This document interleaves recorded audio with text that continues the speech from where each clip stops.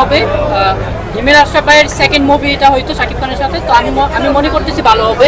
তবে আমি খুব আশাবাদী রায়হান রাফি ভাই যে মুভিটা করবে কুরবানিতে আসবে, এটা অনেক বেশি ভালো হবে। আমি একদম কনফার্ম, আমি এটার জন্য ওয়েট করতেছি। জাস্ট ওই ছবিটা জাস্ট আমার মনে হয় বাংলাদেশ ইতিহাসের বেস্ট মুভি হবে। আর দুইটা কারণে, এক হচ্ছে শাকিব খান আছে, সেকেন্ড হচ্ছে রায়হান রাফি আছে। রায়হান রাফি বানাইতেছে, হ্যাঁ তুফান বেস্ট মুভি হবে। ঠিক আছে, এখন রাজকুমার নিয়ে একটু বলেন। সেটা হলো রাজকুমার তো এখনো দেখিনি, তবে শাকিব খানের উপর বিশ্বাস আছে, আশা করি খুব ভালো একটা মুভি হইতেছে। আচ্ছা, ওনার যে গান, 3টে গান রিলিজ পেয়েছে, গানগুলো ভালো লাগে নাই। গানগুলো দেখে মনে হয়েছে হিমেল আশরাফ ভাই পরিচালক গানগুলোকে ফুটিয়ে তুলতে পারে নাই। তবে দেখেন, একটা শিল্পীর উপর কিন্তু সবকিছু ডিপেন্ড করে না।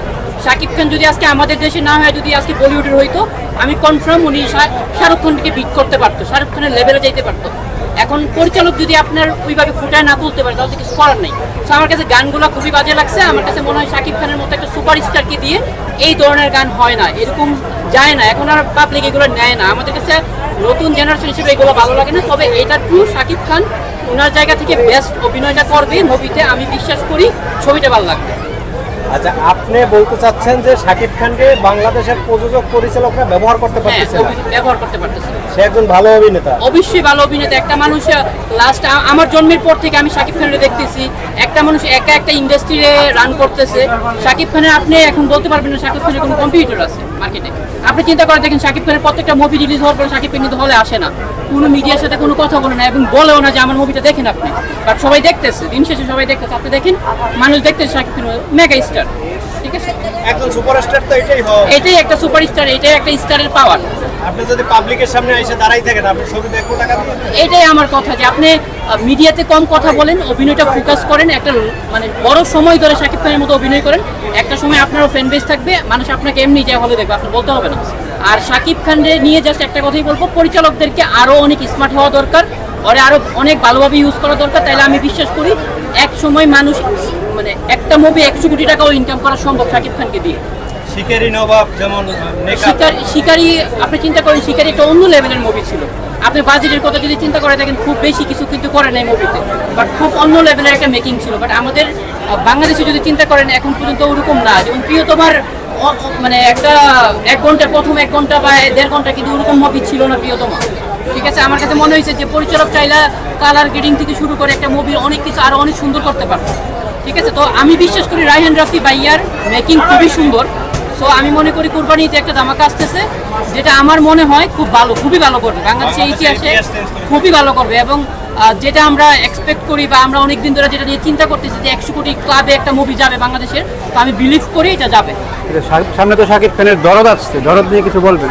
আর দরদ নিয়ে আসলে আমার কিছু বলার নাই, কারণ আমি বিশ্বাস করি একটা শিল্পী, মানে শাকিব খান হোক আর যেই হোক, একটা শিল্পী খুব বেশি দূর নিয়ে যাইতে পারে না, একটা পরিচালকের হাতেই সব কিছু থাকে। তা আমার কাছে মনে হয় বাংলাদেশের বেস্ট, আমার চোখে বেস্ট পরিচালক হয়েছে রায়হান রাফি, বেস্ট নায়ক হচ্ছে বা হিরো হচ্ছে শাকিব খান। সো দুইজনে এক হইতেছে, তো বেস্ট একটা মুভি হবে। ঠিক আছে, দরদ নিয়ে যদি বলি, দরদও ভালো হবে। বাট আমি আর কি রায়হান রাফির বাইরে যারা আছে ওদেরকে খুব বেশি একটা বিলিভ করতে পারি না বাংলাদেশের প্রেক্ষাপটে। এবার একটু আপনার কাছ থেকে শুনি, আপনি একটু শাকিব খানের রাজকুমার মুভি নিয়ে বলেন। আজকে দেখবো বলেন? হ্যাঁ, আজকে দেখতে আসছি আমরা। আচ্ছা, আপনার পছন্দের একজন হিরোর নাম বলেন বাংলাদেশ। শাকিব খানই তো ভালো, ওর থেকে ভালো তো আর কেউ নেই। প্রিয়তমা দেখা হয়েছিল গতকাল? না, প্রিয়তমা দেখা হয়নি। এবারে রাজকুমার দেখতেছেন? এবারে রাজকুমার দেখতে আসছি। ঈদে তো অনেকগুলো সিনেমা মুক্তি পেয়েছে, কিন্তু রাজকুমার কেন? রাজকুমার কারণ শাকিব খান, সেই জন্য। কারণ এছাড়া তো আর কোনো ওইরকম ভালো অ্যাক্টারও নাই বাংলাদেশে ওইরকম শাকিব খান ছাড়া। এখন তো ছবির কোয়ালিটি অনেক খারাপ হয়ে গেছে, আগে ভালো ছিল। আর ট্রেলার মুক্তি পায়নি রাজকুমার, কিন্তু তারপরে রাজকুমার কেন দেখতে আসলেন? শাকিব খান সেই জন্য। আর এই শাকিব খানের 3টা গানের মধ্যে কোন গানটা ভালো লেগেছে? রাজকুমার ছবির গানগুলোর মধ্যে কোন গানগুলো ভালো লেগেছে? রাজকুমার গানই ভালো লাগছে, আর এমনিতে কোনো গানই ভালো লাগে না, এরকম কোনো ভালো গান ছিল না ছবির মধ্যে।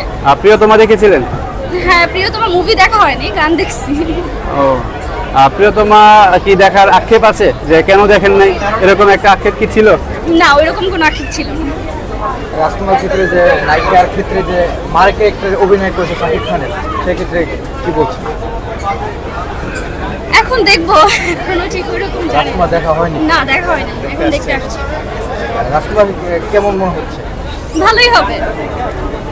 প্রিয়তমা সিনেমার থেকে এটা কিরকম মনে হচ্ছে? হ্যাঁ, প্রিয়তমাও তো অনেক ভালো হয়েছে, ভালোই হয়েছে। এমনিতে মুভি দেখা হয় না, কিন্তু ট্রেলার দেখা হয়েছে। অনেকেই বল